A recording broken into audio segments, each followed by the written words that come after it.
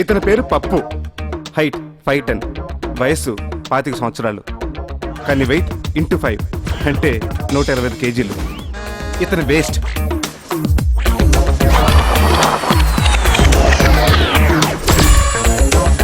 అమ్మో, అది వద్దులండి, ఇప్పుడు అది అవసరమా? ఇతను MBA చదివి పెద్ద బిజినెస్ మ్యాన్ అయ్యి కోట్లు సంపాదించాలనుకున్నాడు. కానీ అష్టకష్టాలు పడి బీకామ్ పూర్తి చేసి ఒక పెద్ద కంపెనీలో చిన్న అకౌంటెంట్ గా పనిచేస్తున్నాడు. అయినా సరే ఏదో ఒక రోజు పెద్ద కోటీశ్వరుడు అవుతాడని గట్టి నమ్మకం. ప్రతి మనిషి జీవితంలో ఏదో ఒక మైనసే ఉంటుంది. కానీ పప్పు జీవితమే ఒక పెద్ద మైనస్. మన వాడు ఏది కోరుకున్నా నోటి వరకు వస్తుంది, కానీ జారిపోతుంది.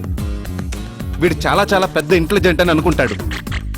అది కాదన్న విషయం వీడికి తప్ప అందరికీ తెలుసు. వీడి గురించి చెప్పాలంటే తెలుగులో ఓ నమ్మలు సరిపోవు. కావాలంటే మీరే ఓ లుక్ వేసుకోండి.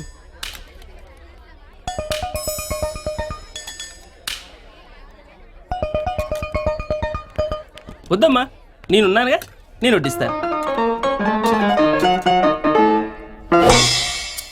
చూసారా, ఇది మనోడి పరిస్థితి. అతను స్వీట్స్ అంటే పంచ ప్రాణాలు. లడ్డు, అందులో లడ్డు అంటే మరీను. అసలు మనోడు ఇలాంటి ఫంక్షన్స్కి వచ్చేదే స్వీట్ల కోసం. లడ్డు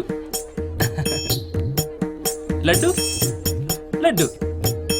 థ్యాంక్స్. ఇంకొకటి వేసుకోండి. వద్దండి. చాలా బాగా చేయించామండి. వద్దండి. పుష్కలంగా నెయ్యి వేయించి సరే. జీడిపప్పు దట్టించి చేయించాం. తినండి. ఇంకొకటి తినండి సార్, పర్వాలేదు. వద్దండి. ఒక్క నిమిషం. హలో, ఏంట్రా ఎక్కడున్నారు నువ్వు? నేను అనుకున్నాను రా, నువ్వేదో చేస్తావు అనుకున్నాను. రా రా, వస్తున్నాను రా. రారా, ఎక్కడ దొరికావు? భలే పెంట పెట్టాను నాకు. చూసారుగా, ఇది మనోడి పరిస్థితి. అన్ని నోటి వరకు వస్తాయి, కానీ ఏది దక్కదు. పక్కా అన్లకి పిల్ల.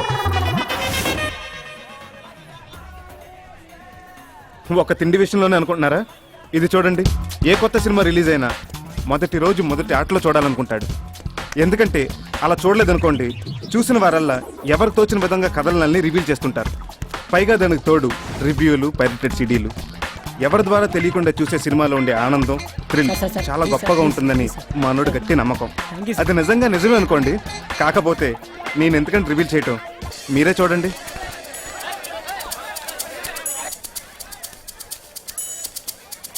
ఒక టికెట్ సార్.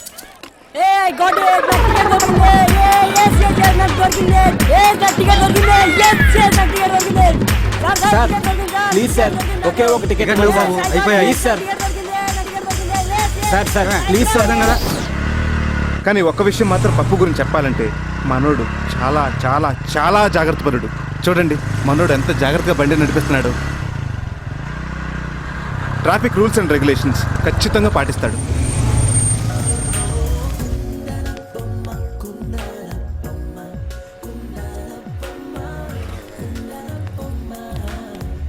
సెన్స్ లేకుండా రోడ్డు మీద డాన్స్ లైట్ ఏంటి కోతిలాగా?